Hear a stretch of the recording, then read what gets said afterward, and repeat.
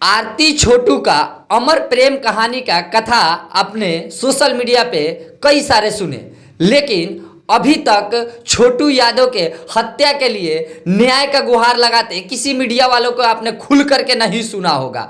और क्या आज छोटू के हत्या में आरती का भी योगदान है?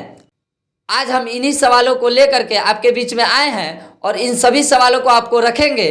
उससे पहले मेरा परिचय, मैं अभिषेक यादव और आप अनोखा न्यूज़ देख रहे हैं।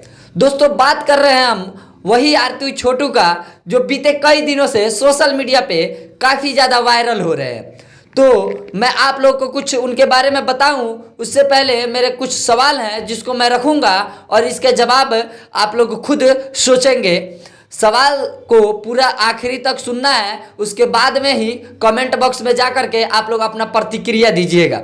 सवाल मेरा सबसे पहला ये है, आरती के भाभी ने आरती का ही फोन ले करके छोटू को कॉल करके घर बुलाया था और आरती कई जगह ये स्टेटमेंट दे रही है कि मुझे नहीं पता था कि छोटू को घर पे बुलाया जा रहा है। दूसरा सवाल ये है और सबसे बड़ा सवाल कि आरती ने कई जगह स्टेटमेंट दिया है कि उस रात को जब मैं छोटू को कॉल कर रही थी तो छोटू ने कॉल नहीं उठाया। फिर मैं 2 बजे अचानक वॉशरूम के लिए जगी, उसके बाद भी मैंने छोटू को कॉल किया तो कॉल लाइन पे था और मैं वॉशरूम की तरफ गई तो छोटू वहाँ पे खड़ा था। और तीसरा सबसे बड़ा सवाल ये खड़ा होता है, आरती के भाई के द्वारा आरती के ऊपर आरोप लगाया जा रहा है कि मुझे आसपास के लोग बताते थे कि छोटू तुम्हारे घर के अंदर जाता है। फिर उस दिन छोटू जब अपने मामा के घर पे आया तो मैं उस दिन छत पे सो गया और मैं चुपके से देखने लगा कि लोगों का कहा हुआ बात कहाँ तक सच है। फिर मैं जब रात को एक बार जगा तो देखा छोटू और आरती वॉशरूम के अंदर थे, गंदे हालात में पाए गए, शायद वो कुछ आपत्तिजनक कार्य कर रहे थे। अब यहाँ पे एक और सवाल खड़ा होता है, अगर हम आरती के बात को माने कि छोटू को उस रात उसके भाभी ने कॉल करके बुलाया था तो छोटू वॉशरूम के पास क्या कर रहा था? ये बात मैं खुद से नहीं बोल रहा हूँ या आरती के भाई के स्टेटमेंट से नहीं बोल रहा हूँ, क्योंकि ये बात खुद आरती ने कहा है कि उस रात छोटू वॉशरूम के पास था। तो अगर भाभी ने कॉल किया था तो छोटू डायरेक्ट भाभी के रूम में जाता या भाभी से मिलता, वहाँ पे क्या कर रहा था? सबसे बड़ा यही सवाल है। और मैं आप लोगों को बताते चलूं कि कहीं ना कहीं से छोटू और आरती का जो ये मामला है, इसको आरती थोड़ा सा गुमराह करने का प्रयास कर रही है और मुझे लगता है कि अगर इस तरह से आरती करेगी तो छोटू को न्याय नहीं मिलेगा।